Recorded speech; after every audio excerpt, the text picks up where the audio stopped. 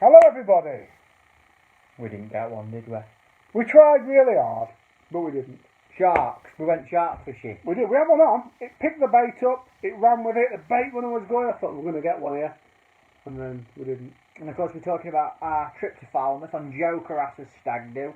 Give him a send off. But we did catch a lot of other fish. Some pouting, whiting, cod, or a great gurnard. It was brilliant. Dogfish. Lots and lots of different things. Yeah. Exciting other species. It was fantastic. Great weekend. And Joe certainly had a great send off in He certainly did.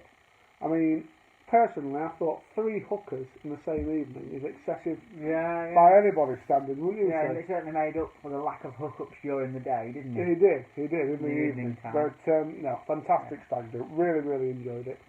And I'm sure that Joe and I will be very happy together. Me too. So, on to our fishing. This weekend, we were back on the bank, weren't we? Certainly was, or even at the back end of last week. We were. Talk them through Friday, Matt. Friday was round 2 of the Drennan Knockout Cup, an event we run from match fishing, and round 2 was on the new Junction Canal in Doncaster. Turned out to be an exciting round.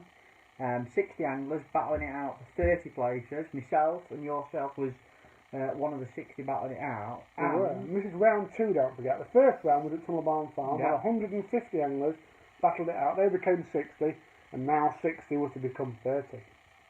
Have you said that? No, you didn't. I did. Anyway, we both went there. And we both got through. Yeah, we did, didn't we? Yeah. Talking through your match, you had a better match than me. I wouldn't say that. I mean, the result was qualification. We were both qualified. You talking through your match, mate. I had an interesting match, and I'm glad I went practising, because everything that I learnt in practising sort of came together. I started on squats, about 7 sections out, caught a few fish, died pretty quickly, nicked a skimmer on a feeder 3/4 of the way across. You didn't tell me about that. Yeah, 12-ounce skimmer. I heard it was £2, but I didn't know you got it on feeder. I wish it was £2. And then, well, left scratching the last 2 hours, but I spoke the other week about catching these fish on a bomb and lobworm, and last 2 hours I caught that 15 perch on a bomb and lobworm, chucking it about when couldn't get any more bites, and I ended up with £8 put me 4th in section, top 5 qualified, and through to the next round. Brilliant. That's what it's all about. When you draw a peg that's not so fancy. And your peg, I really didn't fancy it where you were, because you were in the same section as me, weren't you? Yeah. And there was John Arthur, who had 2 trees. He was to the right of me. Yeah. There was me, who was in between some trees. Didn't actually have any to fish to, but I quite liked the look of the peg because I was in a treey area. There was Nick Speed to my left, who had a tree. And then, traditionally, the canal gets better as you look to your left there, doesn't it? So I didn't really fancy it where you were. But where I was, on the other hand, I did quite fancy. I decided to fish for roach, squat roach, because that's what I caught in practice. And I thought that was going to be the A game. I thought if I can go in and get bites on squats and catch 5, 6, 7 pound on squats, we'll make myself very hard to beat in terms of qualification. I should be top half in the section. I set a lot of other things up as well. I set the bomb and lobworm up that we talked about. I set up a feeder, and I set up a long pole. But I thought I'm just going to make this plan A. If it works, I'll stick on it all day. If it doesn't, I'll have to try other things. We'll scratch it out, won't I? Yeah. Fortunately though, it worked all day. Although the match didn't get off to the most perfect start. Tell them about this. This is a great circus show, this. Go on. I chucked in 6 balls of ground bait, which is what I like to do on that kind of thing. Quite loose balls, made one good squeeze so you can throw them in, but on the break up. Nice sort of cloud going through the water. Some dry ground bait in there as well, just so that it really pulls a lot of fish in.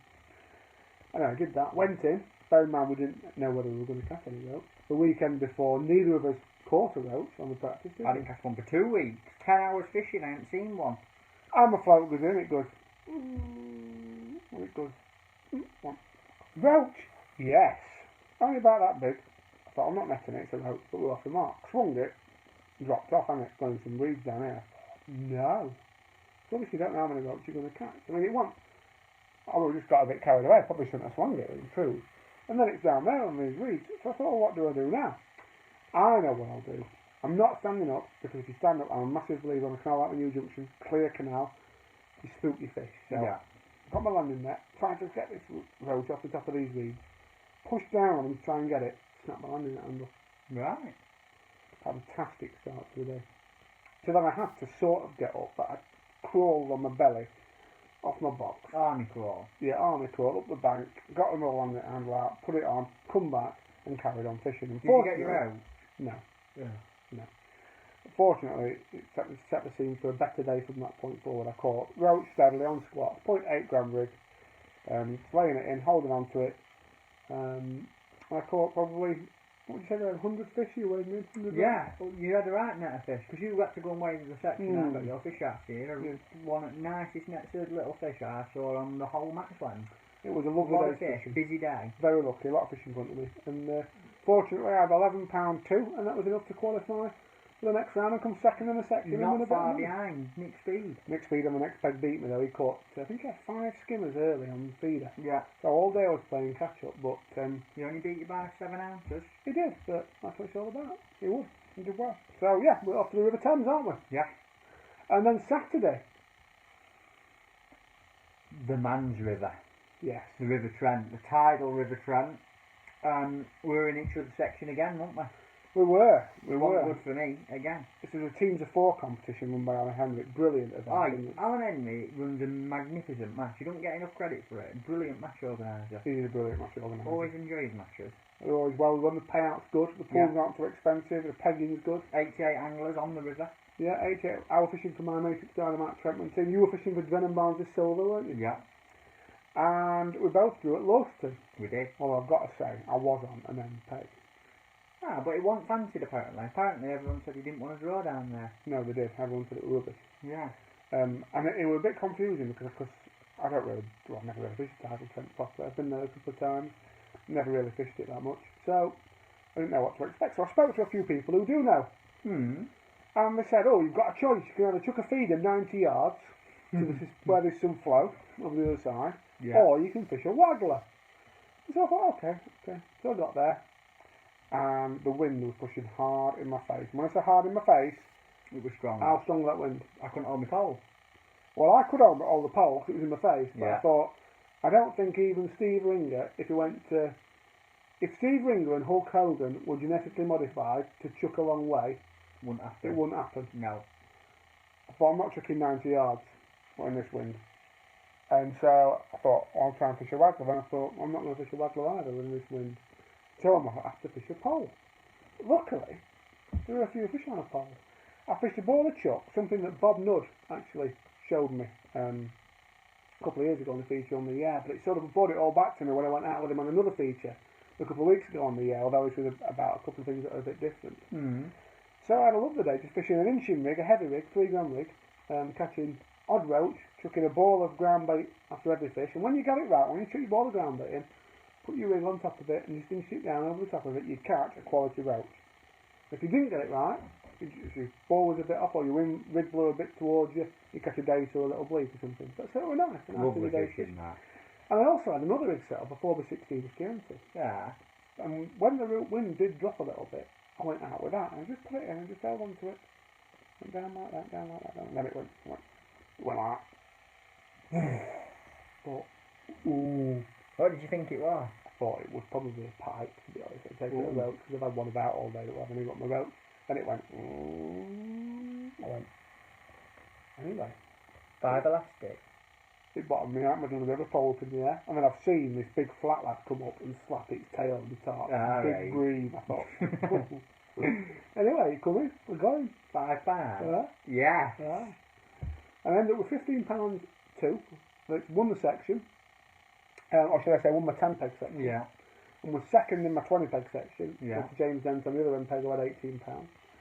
And lovely net of fish you had, wasn't it? Got a picture of it, haven't we? Lovely net of fish. And that was good enough for a team win as well, a team win. So. Congratulations, sir. And how was your day? I had an interesting match. I was further up in your section, peg 11, and I didn't really know what to expect. Some people said you're catching a float, some people said there's some skimmers on a feeder, so I thought I'd cover my options and do a bit of everything. And I wanted to set a pole up because Lee Wright had caught double figures on a pole week before. Was he where you were then, Lee Wright? He were at Lawterton, he wasn't where I was, but he was at Lawterton. You should think, well, you said you caught on a pole. We did, yeah. You told me. So I set a bit of everything up, but the wind were hacking downstream where I were, or a bit further around the corner. and I couldn't really hold my pole, but I left him set up just in case. Started on a feeder, caught a few little fish, died after about an hour.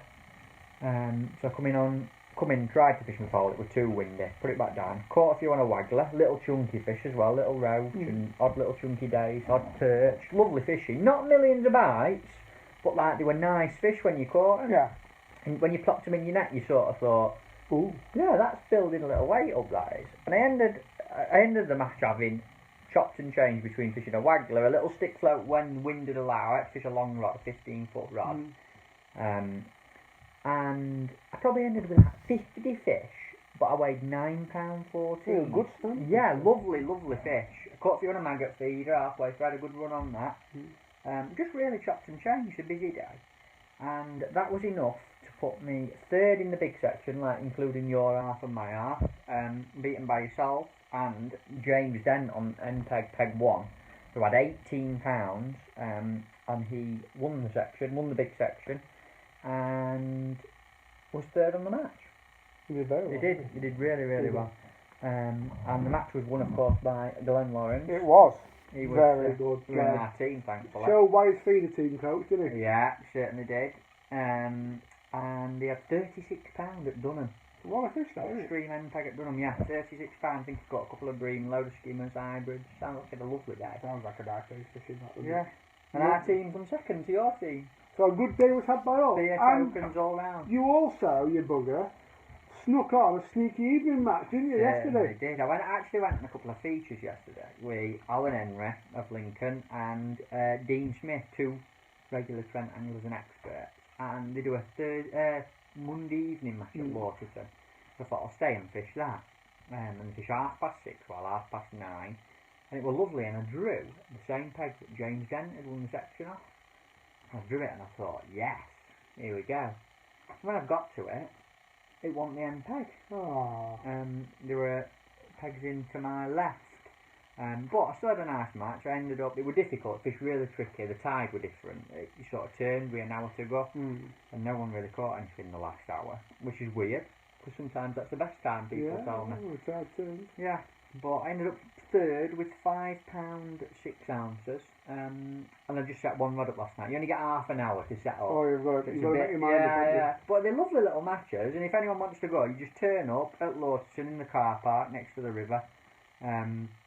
They draw about 5:45 and fish 6:30 while 9:30. And I think they fish a little bit earlier as night drawing, but lovely little matches to fish.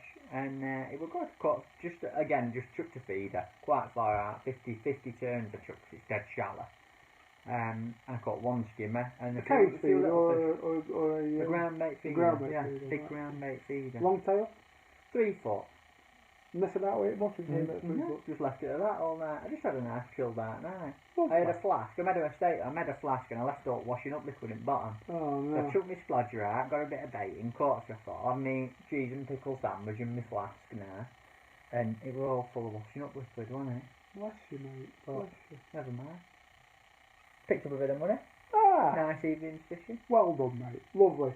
And this weekend you're on the prep because you're going on a little holiday, aren't you, next week? I certainly am. Off to Holland on the, I don't know what the canal's called, it's the Lagervaart section of the canal in Holland, for the European Championship. So Lagervaart. Sounds like something you've had after you've had a bad night at the pub, doesn't it? That? Doesn't all, doesn't it? But you've got an interesting weekend planned, haven't you? I have. I'm going on the feeder masters actually on the Tidal Trent on Saturday. Nice. And then Jordan Holloway and I are going on the Thames Summer League on Sunday, guesting for Oxford, running Oxford's third team. So very much looking forward. You have to put a posh accent on going to that. Absolutely, yeah. Said the match is at Appleford Reef, isn't it? No, Lexlade it is. Lexlade. Yeah, fantastic place to put a magnificent. Put a big stick down, you know. Yeah, fantastic. Fish on the seed day, now, old boy. Oh, I'm going to fish with tear actually. Oh right. Strep pegging as well. Beautiful. So yeah, so that's what we've got planned, and we will update you on how we get on next week. Have a good weekend.